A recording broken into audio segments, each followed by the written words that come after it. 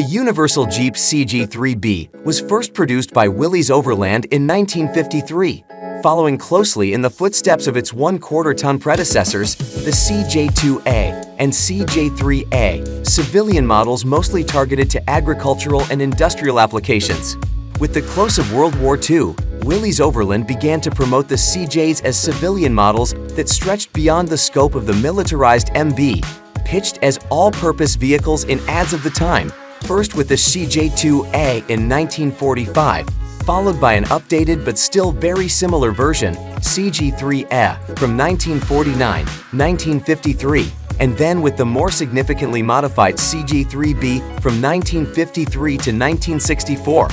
While historical information about CJ3Bs seems more difficult to obtain than other CJs, they remain part of the flat fender family even today, as some variants are still produced under license from Willys by India's Mahindra and Mahindra.